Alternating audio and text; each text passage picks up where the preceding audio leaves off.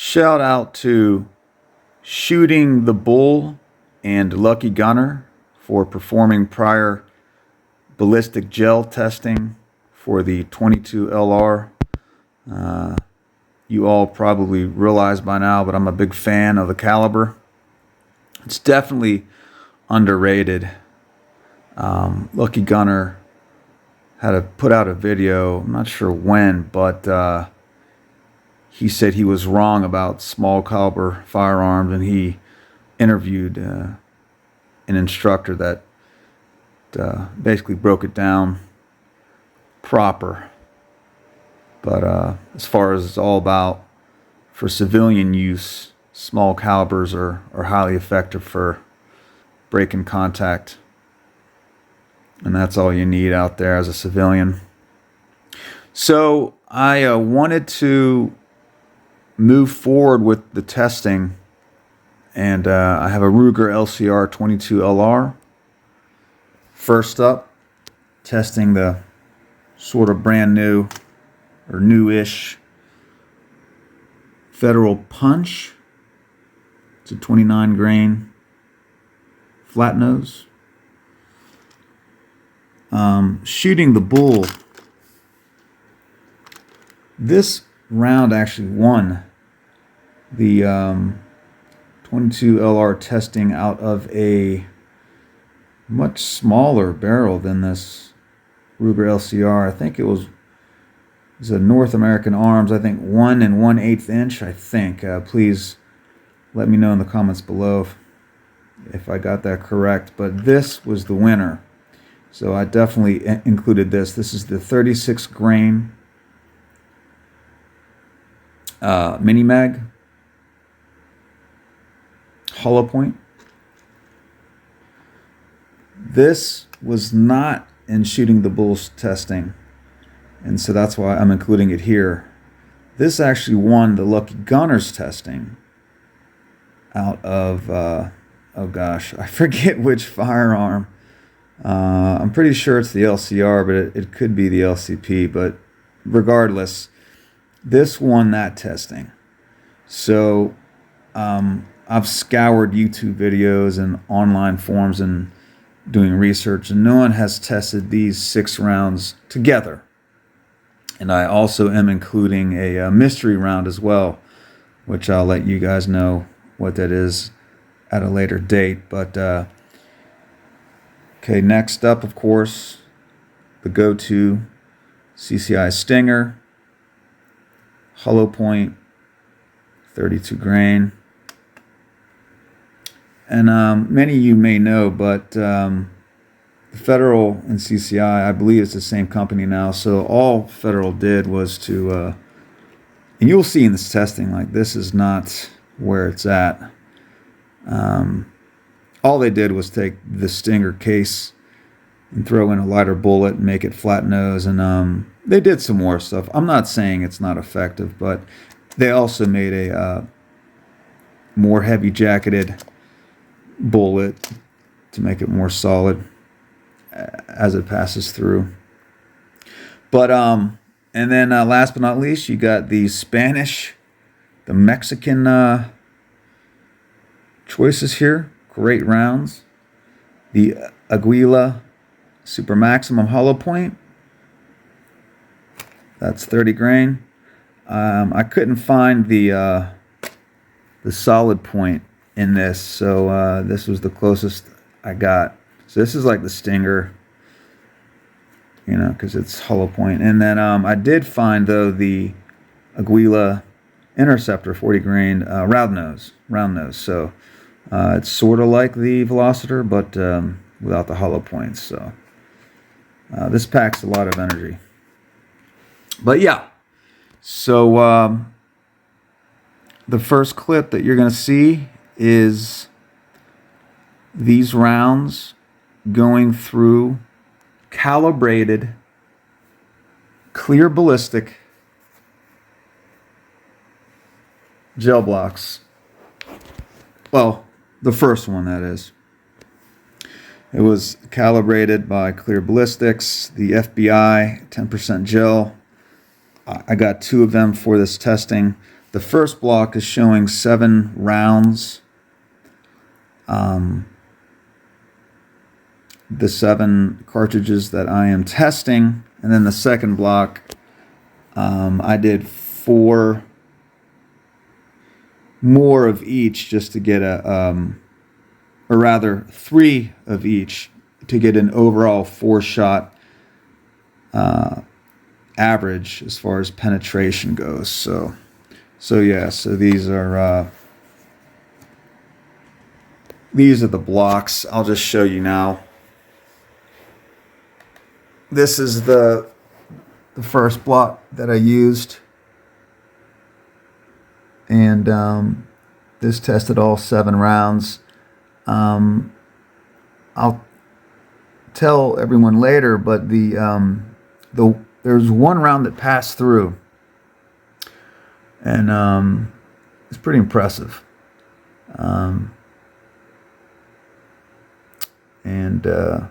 I'll also tell you where the mystery round is. The other block here, it's just a garbled mess, but this was more for testing, like I said, 4-shot overall average as far as penetration. So all in all, the gel held up, and like I said, these next clips are going to show you real time with sound the 7 rounds going into the first block of ballistic gel, and then I actually slow it down, and you can get a glimpse at the temporary wound channels that they create. And it's pretty cool too. Some of them actually show the little explosions inside the gel. So, all right, check it out.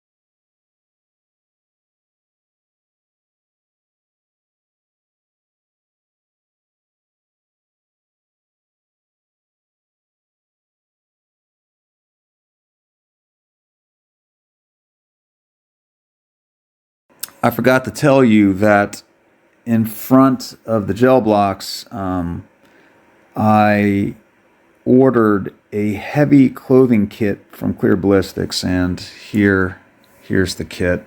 It's comprised of, the first layer is a 100% cotton denim, 14 ounce. So that's that right here. Next layer is Polar Tech 200 fleece. Next layer is a cotton t-shirt, 5.25 ounce. And then the last layer is a cotton t-shirt, 3.5 ounce. The whole point of this video was to show the worst case scenario, defending yourself with the least powerful cartridge, 22 LR, with an attacker with some heavy clothing, besides, body armor, right? I also wanted to cover barrel length on the LCR. It is, of course, a revolver, and the barrel lengths, how they're measured from revolver and pistol are different. So I just quickly wanted to cover that. This revolver here is 1.875 barrel length. However, revolvers have a cylinder, and long story short, I found some data online, velocity data, with the CCI Stinger coming out of a 1.875 inch Ruger LCR barrel and a Ruger LCP 2.75 inch, and the velocity was out of this was 93% of the velocity out of a 2.75 inch pistol barrel. So this video not only would be relevant for the LCR, but also any short barrel 22 LR pistols that are 2.5 to 2.75 inches. So like I said, let me reiterate that the velocity out of this is 93% of the velocity coming out of a LCP, which has a 2.75 inch barrel. I found that very interesting, but it's because the chambers here in the cylinder make it so overall it's longer, but you have some leakage out of that gap, and that's why it's a little bit less, 7% less. Okay, let's talk about what you just saw in the videos there. So first of all, I noticed this, that the most impressive energy dump out of these 7 rounds is the Interceptor, which is right the top one right here, and all of this just blew up, just expanded like a balloon. It's pretty cool. However, you know, that's fine and dandy, but the penetration was lacking, and I'll cover penetration on all of these cartridges bullets here in a second. But also I want you to realize, as I was watching the slow motion, when various rounds would come through, it would also expand pre-existing permanent wound channels. So it's you could say it was an error, right? Like the Velocitor just passed through the block, and it lit up several permanent wound channels, and it gave a false positive saying, oh, you know, it expanded, like I said, permanent wound channels that were already there. The best example of that was the mystery round, where it just went through, it penetrated the deepest as far as captured bullets. Remember, the Velocitor did exit, so that was the best penetrator. But the mystery round passed through several, 2 to 3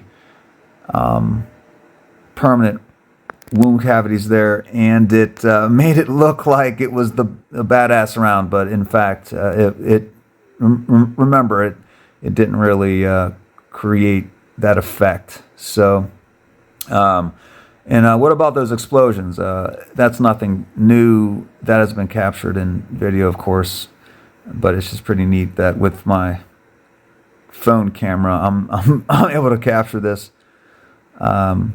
with the slow motion software editing too during post. But so yeah, I just wanted to cover those points. Next up is the penetration 4-shot average. First up, we have CCI Velocitor, which shows an 4-shot average of 15.31 inches.